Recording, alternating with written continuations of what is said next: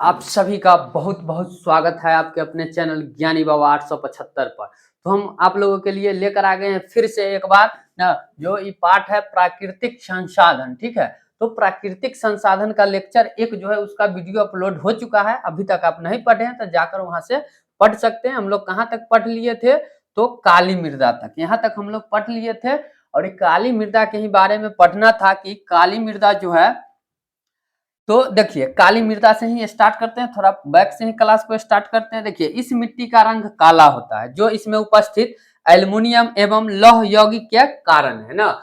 ये जो काली मृदा का जो रंग काला होता है वो इसमें एल्युमिनियम और लौह अयस्क के उपस्थिति के कारण ही इसका जो रंग है वो काला होता है।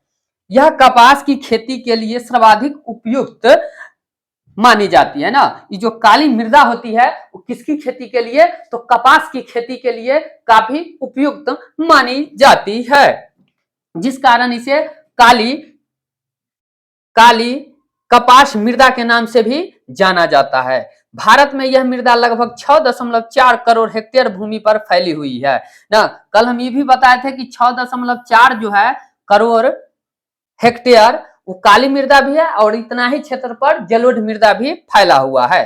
ठीक है, तो यहाँ तक तो हम लोग पढ़ चुके थे। इसके बाद यहाँ से हम लोग स्टार्ट करेंगे क्या कि देखिए महाराष्ट्र, गुजरात, कर्नाटक, आंध्र प्रदेश तथा तमिलनाडु राज्यों में विस्तृत है। तो काली मृदा का जो विस्तार है वो किन किन राज्यों में है, तो हमारा महाराष्ट्र में है, गुजरात में है, कर्नाटक में है, आंध्र प्रदेश में है तथा तमिलनाडु राज्यों में जो है काली मृदा का विस्तार है। इस मिट्टी का निर्माण मूल शैलों एवं जलवायु मुखी के बेसाल्ट लावा के विघटन से हुआ है। विघटन मतलब कि उसके टूटने से हुआ है। इस मृदा का स्थानीय नाम रेगुर भी है। तो आपसे प्रश्न पूछे जाएंगे एग्जाम में ना कि काली मृदा का जो है एक और किसी नाम से पुकारते हैं, उसका नाम क्या है, तो उसका नाम है रेगुर मृदा। याद रखिएगा कि काली मृदा का ही नाम क्या है, रेगुर मृदा। अच्छा, इस मिट्टी की सबसे बड़ी विशेषता है कि इसमें नमी धारण करने की क्षमता अत्यधिक होती है ना। ये जो काली मृदा है इसमें का एक विशेषता है, तो विशेषता क्या है कि इसमें जो नमी ना नमी धारण करने की क्षमता जो है और मिट्टी से इसमें अधिक है। यह मृदा कैल्शियम कार्बोनेट, मैग्नीशियम, पोटास और चूना जैसे पौष्टिक तत्वों से परिपूर्ण होती है ना।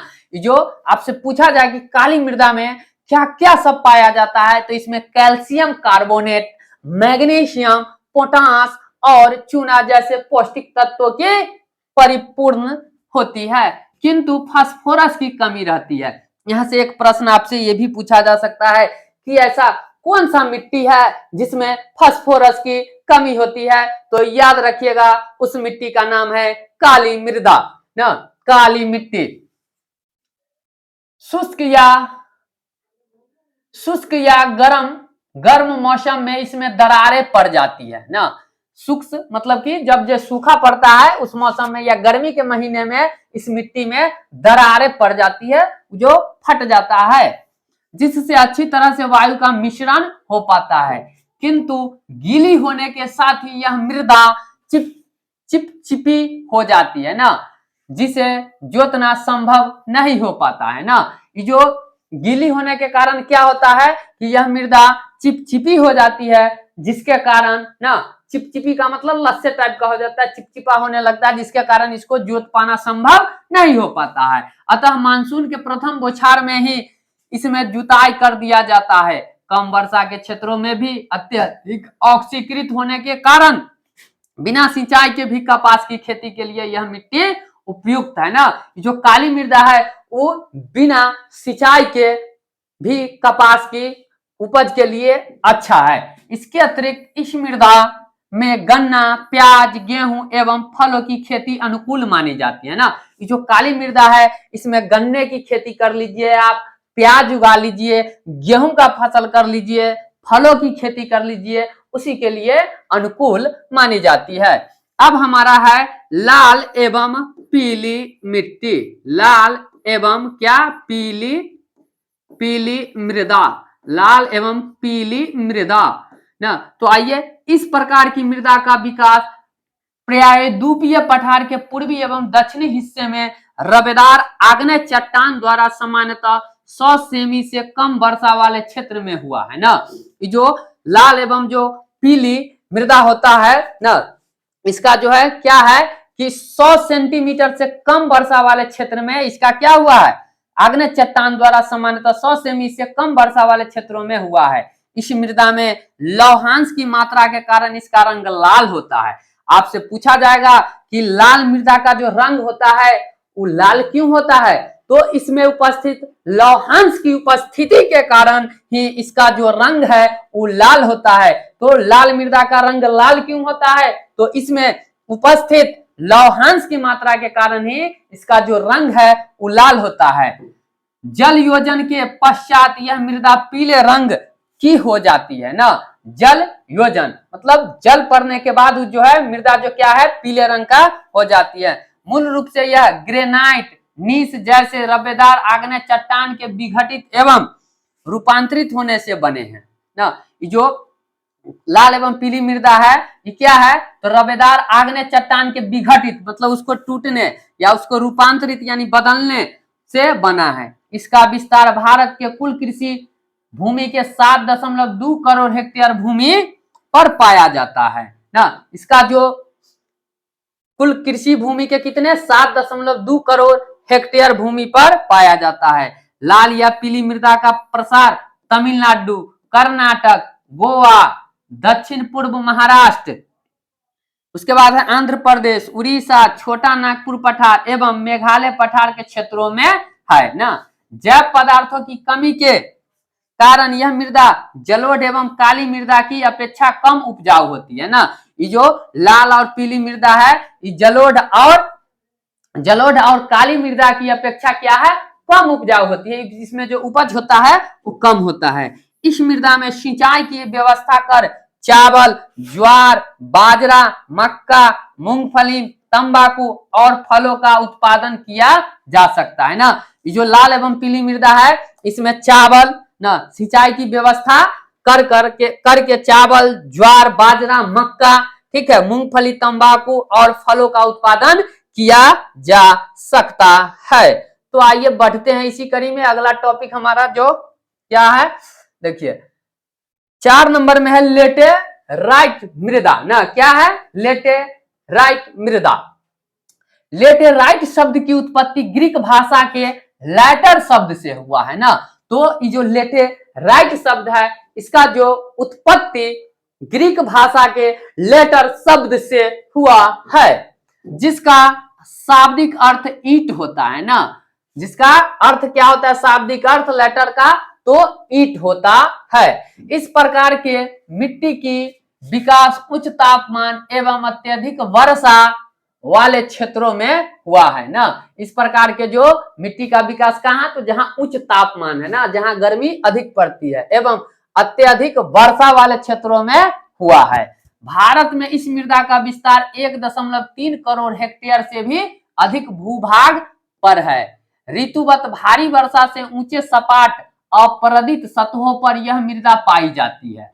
यह मृदा तीव्र निक्षालन न का परिणाम है, जिससे ह्यूमस की मात्रा नगण्य होती है। इसमें जो ह्यूमस की मात्रा जो है क्या होती है, नगण्य होती है। अत्यधिक तापमान के कारण जैविक पदार्थों को अपघटित करने वाले बैक्टीरिया नष्ट हो जाते हैं ना। उसी कारण है कि इसमें जो बैक्टीरिया नहीं मतलब जिंदा बच पाता है, जिसके कारण इसमें जो है ह्यूमस की मात्रा नगण्य होती है।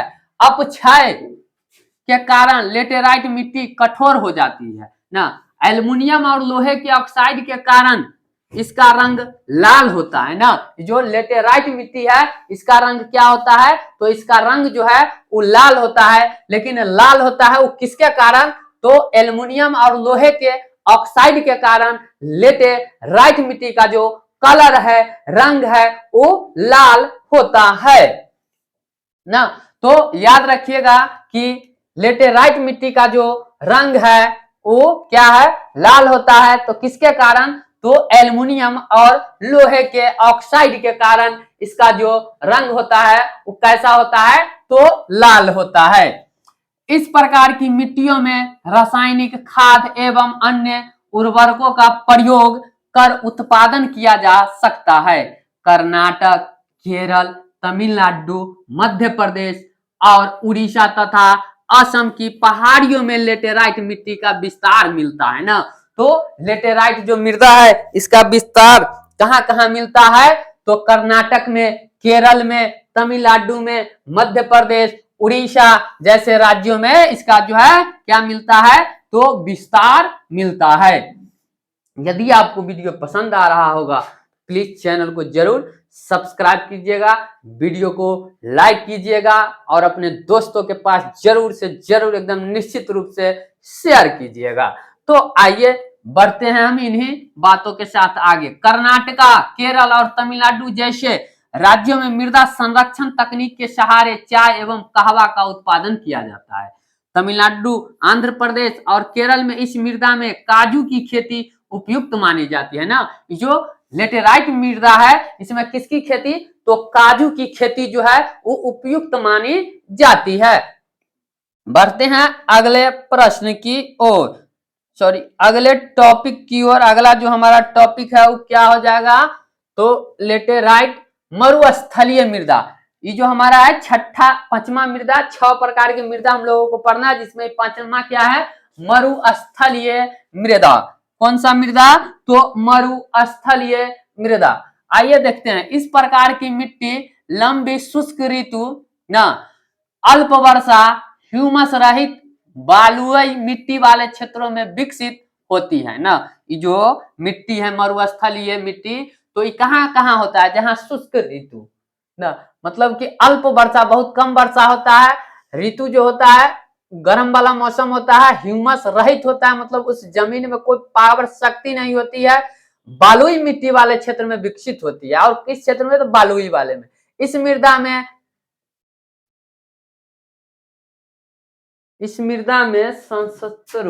एक मिनट, स्तरों का विकास काफी कम पाया जाता है। रासायनिक अपक्षय अत्यंत सीमित होता है। इस मृदा का रंग लाल या हल्का भूरा होता है ना। तो मरुस्थलीय मृदा का जो रंग होता है वो लाल और हल्का भूरा होता है ना। तो आप याद रखिएगा, ध्यान रखिएगा कि मरुस्थलीय मृदा का जो रंग होता है वो कैसा होता है? तो लाल और हल्का भूरा होता है। इस प्रकार की मृदा पश्चिम राजस्थान, सौराष्ट्र, कच्छ, पश्चिमी हरियाणा और दक्षिण पंजाब में पाई जाती है। इसमें वनस्पति और उर्वरक खनिज का अभाव पाया जाता है, किंतु सिंचाई की व्यवस्था कर कपास, चावल, गेहूं का भी उत्पादन किया जा सकता है। और छठा हमारा आता है पर्वतीय मृदा ना। क्या आता है छठा हमारा? पर्वतीय मृदा। तो इस प्रकार की मृदाएं प्रायः पर्वतीय, पहाड़ी क्षेत्रों में देखने को मिलती है, जहां पर्याप्त वर्षा, वन पाए जाते हैं ना। यह मृदा जटिल एवं विविधता वाली होती है ना। यह मिट्टी जो है पर्वतीय मृदा कठोर होता है और विविधता वाला, मतलब इसमें अलग अलग विविधताएं होती है। यह नदी घाटियां में जलोढ़ मृदा एवं ऊंचे भागों में मोटे कणों वाली अपरिपक्व मृदा के रूप में पाई जाती है। पर्वतीय भागों में प्रायः भू आकृतिक, वनस्पतिक एवं जलवायविक दशाओं में पर्याप्त जटिलता एवं विविधता के कारण यहाँ एक ही प्रकार के मृदा के बड़े बड़े क्षेत्र नहीं मिलते हैं। हिमाच्छादित क्षेत्रों में इन मृदाओं का अपर्दन हो जाता है और ये अम्लीय एवं ह्यूमस रहित हो जाते हैं ना। नदी घाटी के निम्नवर्ती क्षेत्रों में, विशेषकर नदी सोपानों और जलोढ़ पंखों में ये मृदा उपजाऊ होती है। यहाँ ढलानों पर फलों के बागान एवं नदी घाटी में चावल एवं आलू का लगभग सभी क्षेत्रों में उत्पादन किया जाता है। उपयुक्त सभी मृदा के वितरण को मानचित्र संख्या द्वारा समझा जाएगा। आइए थोड़े हम लोग समझ लेते हैं ना। अच्छा, अब अगला जो बात है क्या कि भूमि उपयोग का बदलता स्वरूप ना, भूमि का जो हम लोग उपयोग करते हैं तो उसका जो स्वरूप है वो किस प्रकार से भूमि का बदल रहा है, इसके बारे में हम लोग थोड़ा जानने का प्रयास करते हैं। तो आइए, भूमि उपयोग ना, मानव विविध उद्देश्यों को ध्यान में रखकर भूमि संसाधन का उपयोग करता है। ये उपयोग निम्न वर्ग में रखे जाते हैं ना। देखिए, भूमि का उपयोग जो है मानव जो है, मनुष्य जो है वो विभिन्न प्रकार के काम में करते हैं ना। देखिए, जैसे वन विस्तार ना, पहला क्या है, वन विस्तार। तो वन लगाने के लिए भी भूमि की आवश्यकता होती है, मानव इसका उपयोग करता है। कृषि अयोग्य बंजर भूमि ना, कृषि अयोग्य, अयोग्य मतलब जो कृषि के योग्य नहीं है उसको क्या कहेंगे, बंजर भूमि। गैर कृषि कार्य में संलग्न भूमि यथा इमारत, सड़क, उद्योग इत्यादि। जैसे गैर कृषि में, जैसे घर बन गया ना, सड़क बन गया, कोई उद्योग लग गया, तो ये सब जो है गैर कृषि कार्य में संलग्न मतलब लगा हुआ भूमि हुआ। अस्थाई चारागाह एवं गोचर भूमि, अस्थाई चारागाह जहाँ मतलब कि मवेशी को चराते उड़ाते हैं ना, गोचर भूमि। बाग बगीचे एवं उपवन में संलग्न भूमि, बहुत सारे भूमि जो है उसमें बाग बगीचे भी लगे हुए हैं ना। उसके बाद है कृषि योग्य बंजर भूमि, जिसका प्रयोग 5 वर्ष से न हुआ है ना। कृषि योग्य कौन चीज, बंजर भूमि, लेकिन उसका प्रयोग कितने 5 वर्षों से नहीं हुआ है। वर्तमान प्रति भूमि, जो इसके बाद है क्या कि वर्तमान प्रति भूमि। उसके बाद है जौ में वर्तमान प्रति के अतिरिक्त वह वे प्रति भूमि जहां 5 वर्षों से खेती नहीं हुई है। अच्छा, जौ में शुद्ध बोई गई भूमि। तो भारत में भू उपयोग का स्वरूप है ना, भू उपयोग को 2 प्रमुख कारक निर्धारित करते हैं, भौतिक कारक और मानवीय कारक। भौतिक कारक के अंतर्गत भू आकृति, जलवायु तथा मृदा को सम्मिलित किया जाता है ना। भौतिक कारकों के अंतर्गत किसको, तो भू आकृति, जलवायु तथा मृदा को सम्मिलित किया जाता है। जबकि मानवीय कारकों के अंतर्गत जनसंख्या, घनत्व, प्रौद्योगिकी क्षमता, संस्कृति एवं परंपरा इत्यादि शामिल किया जाता है नो। तो आइए अब अगला, अब हम लोग बात करते हैं भारत के कुल भौगोलिक क्षेत्र ना। जो भारत का जो कुल क्षेत्रफल है 32.8 लाख वर्ग किलोमीटर के मात्र कितना, तो 93% भाग का ही भूमि उपयोग का आंकड़ा उपलब्ध है ना। जो 32.8 लाख वर्ग किलोमीटर के कितना, तो मात्र 93% भाग का ही भूमि उपयोग का आंकड़ा उपलब्ध है। जम्मू कश्मीर में पाक अधिकृत तथा चीन अधिकृत भूमि का भू उपयोग सर्वेक्षण नहीं हो पाया है। भारत के भूमि उपयोग को चित्र 1.8 में देखा जा सकता है ना। इस चित्र में वर्ष 1960-61 एवं 2002-03 का भूमि उपयोग दिखाया गया है। ठीक है, तो इसको हम लोग देखेंगे चित्र 1.8 में। भारत पशुधन के मामले में विश्व के अग्रणी देशों में शामिल किया जाता है ना। पशुधन मतलब माल जाल पोसने में जो भारत का स्थान है वो विश्व में प्रथम स्थान पर है ना। किंतु अस्थाई चारागाह के लिए बहुत कम भूमि उपलब्ध है, जो पशुधन के लिए पर्याप्त नहीं है। अतः पशुपालन पर इसका प्रतिकूल प्रभाव पड़ता है। वर्तमान में प्रति के अतिरिक्त अन्य प्रति भूमि अनु उपजाऊ है। ऐसी भूमि में 2-3 वर्ष में अधिक से अधिक 2 बार बोया जा सकता है।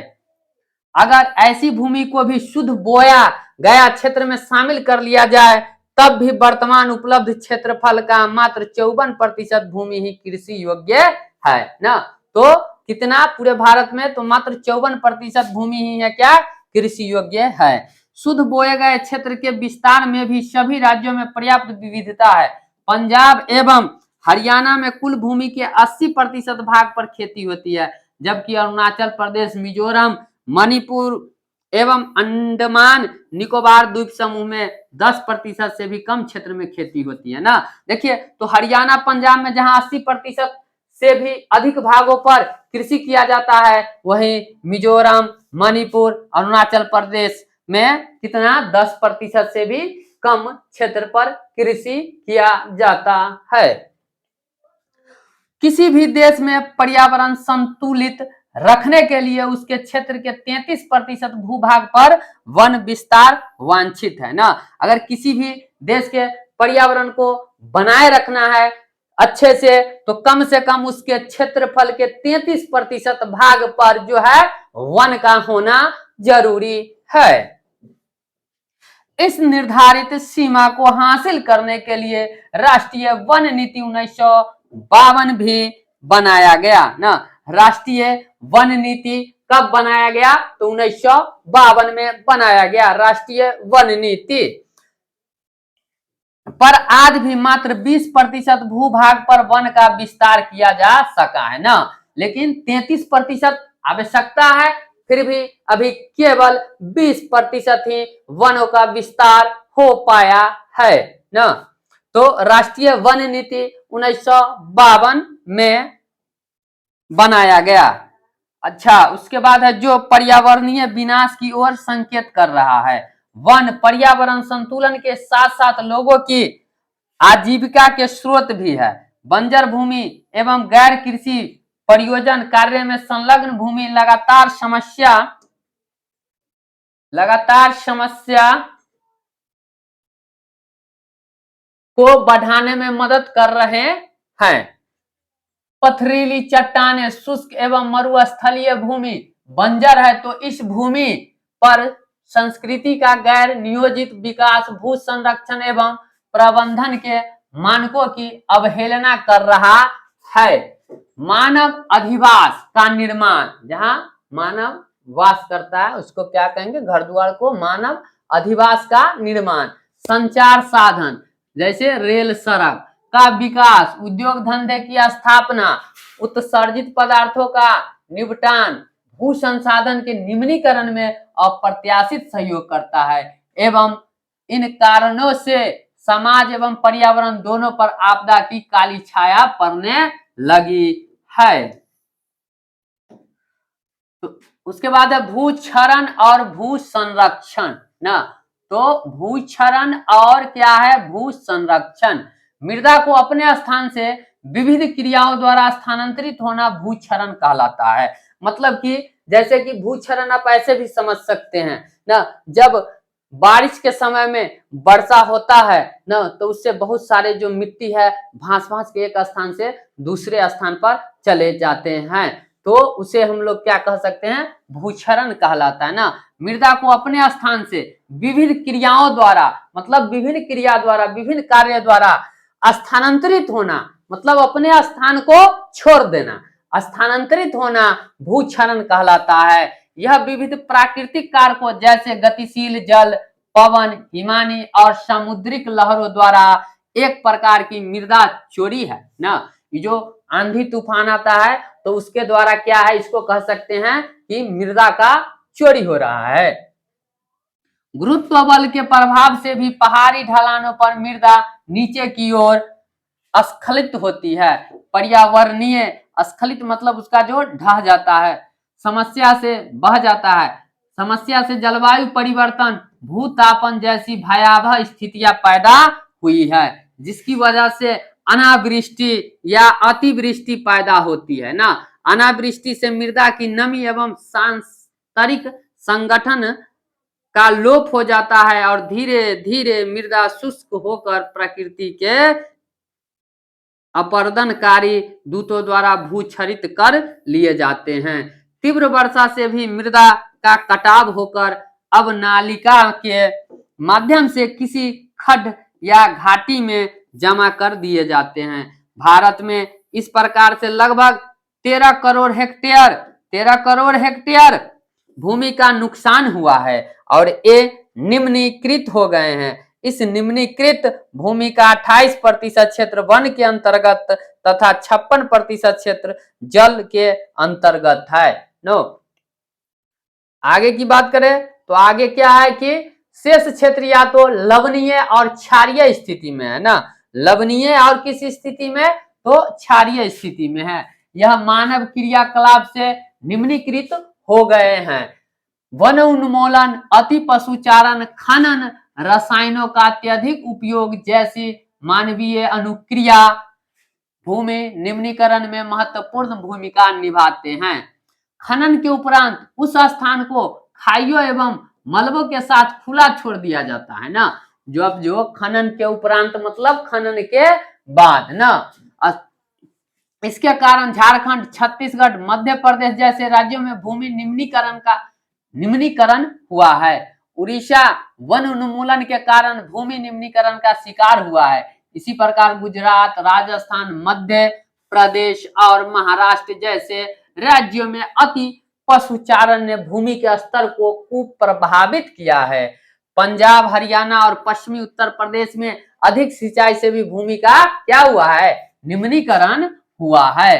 अति सिंचन से जलक्रांतता की समस्या पैदा होती है, जिससे मृदा में लवणीय और क्षारीय गुण बढ़ जाती है ना। जल क्रांतता के कारण ही क्या होता है कि मृदा में लवणीय और क्षारीय गुण क्या होते हैं, बढ़ जाती है, जो भूमि के निम्नीकरण के लिए उत्तरदायी होते हैं। खनिज आधारित उद्योगों में सीमेंट, मृदा बर्तन, मूर्ति निर्माण में चूना पत्थर, खड़िया, सेल खड़ी के पीसने से वायुमंडल में धूल विसर्जित होती है, जो धीरे धीरे भूमि पर परत के रूप में जम जाते हैं और मृदा के जल अवशोषण की क्षमता को कुप्रभावित करते हैं। उद्योगों से निकलने वाले अपशिष्ट पदार्थ भूमि और जल दोनों को ही प्रदूषित करते हैं। क्या होता है कि जो उद्योगों से निकलने वाले अपशिष्ट, जो खराब पदार्थ है, बेकार की पदार्थें हैं, उनसे जो क्या होता है, तो आपका दोनों जो भूमि और जल दोनों ही क्या होते हैं, प्रदूषित होते हैं। यह अकाट्य सत्य है कि मानव के 95% से भी अधिक आवश्यकताओं की पूर्ति भूमि द्वारा होती है ना। ये एकदम सत्य है कि मानव का जो 95 यानी 95% ना से भी अधिक आवश्यकताएं जो है वो भूमि से पूरा होती है। जीवन की उत्पत्ति एवं विकास के लिए अनुकूल परिस्थितियां मृदा में सुलभ होते हैं। यही हमारे पूर्वजों ने भी इस भूमि का उपयोग इस संदर्भ में किए और उनकी संतति के रूप में वर्तमान पीढ़ी भी लाभान्वित हो रहे हैं। मतलब उनके जो संतान के रूप में ना वर्तमान पीढ़ी भी लाभान्वित मतलब लाभ कमा रहे हैं। इतना ही नहीं, भावी पीढ़ी के लिए भी यह मतलब आधार स्तंभ बनी रहेगी। आने वाली पीढ़ी जो है उसके लिए भी एक आधार का काम करेगा। भोजन, वस्त्र, आवास जैसी अनिवार्य आवश्यकताओं की आपूर्ति के अतिरिक्त मानव ने जो अपनी लिप्सा बढ़ाई है उससे भूमि का निम्नीकरण होता रहा है। साथ ही से बढ़ावा देने वाले प्राकृतिक ताकतों को बढ़ावा मिल रहा है। अतः भूमि निम्नीकरण आधुनिक मानव सभ्यता के लिए एक विकट समस्या है।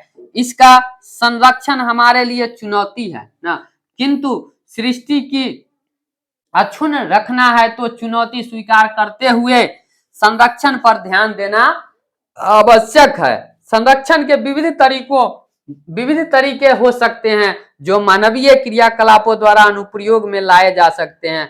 फसल चक्रण द्वारा मृदा के पोषणीय स्तर को बरकरार रखा जा सकता है। गेहूं, कपास, मक्का, आलू आदि के लगातार उगाने से मृदा में ह्रास आई है ना, माटी में जो है वो क्या आई है, ह्रास आई है, मतलब कि कमी आया है। अच्छा, तो आज इस चैप्टर को हम यहीं पर समाप्त करेंगे। देखिए आइए, उत्पन्न होता है, इससे तिलहन दलहन पौधे की खेती के द्वारा पुनः प्राप्त किया जा सकता है। इससे नाइट्रोजन का स्थिरीकरण होता है। पहाड़ी क्षेत्रों में समुच्चय जुताई द्वारा मृदा अपवर्तन को रोका जा सकता है ना। पहाड़ी क्षेत्रों में जो है उस समुच्चय जुताई द्वारा जो है मृदा अपवर्तन को रोका जा सकता है। मृदा की सतत गुणवत्ता बनी रहे इसके लिए वर्षा जल का संचयन, भूपृष्ठीय जल का संरक्षण, भूमिगत जल की पुनः पूर्ति का प्रबंधन आवश्यक है। आधुनिक सिंचाई पद्धतियों को अपनाकर मृदा एवं जल दोनों को संरक्षित किया जा सकता है ना। आधुनिक जो है सिंचाई पद्धति को अपनाकर मृदा और जल दोनों को संरक्षित किया जा सकता है। पवन अपवर्तन वाले क्षेत्रों में पट्टिका कृषि श्रेयस्कर है, जो फसलों के बीच घास की पट्टियां विकसित करने पर आधारित है। रसायन का उचित उपयोग कर मृदा का संरक्षण किया जा सकता है ना। और इसमें रसायन का उचित उपयोग करके भी मृदा का रक्षा यानी संरक्षण हम लोग कर सकते हैं। रसायनों के सतत उपयोग से मृदा के पोषक तत्वों में कमी होने लगती है। ये पोषक तत्व जल, वायु, केचुआ एवं अन्य सूक्ष्म जीव हो सकते हैं। एंडीन नाम का रसायन मेढक के प्रजनन पर रोक लगा देता है। एंडीन नहीं होगा, यहाँ क्या होगा, एंड्रीनल नाम का जो रसायन है मेढक के प्रजनन को रोक लगा देता है। आपके एग्जाम में यहाँ से भी प्रश्न पूछे जाते हैं ना कि ऐसा कौन सा जो रसायन है जो मेढक के प्रजनन क्षमता को रोक देता है, तो उस जो रसायन का नाम है उसका ही नाम है एंड्रीनन। फलतः कीटों की संख्या को बढ़ावा देता है, अतः रसायनों की जगह प्राकृतिक खाद का प्रयोग किया जाए। रासायनिक उर्वरक की जगह जैविक खाद का उपयोग मृदा के संरक्षण में सहायक है। संभव हो तो जैव कीटनाशी का प्रयोग किया जाए, जिससे फसल की सुरक्षा के साथ साथ जनसंख्या सीमित हो जाती है। वृक्षारोपण मृदा संरक्षण की सबसे बड़ी शर्त है ना। जो वृक्षारोपण मृदा संरक्षण की क्या है, सबसे बड़ी शर्त है, जिससे मृदा संरक्षण को बाधा पहुंचती है और इनके पत्तियों से प्राप्त ह्यूमस मृदा की गुणवत्ता को बढ़ाने में सहायक होती है।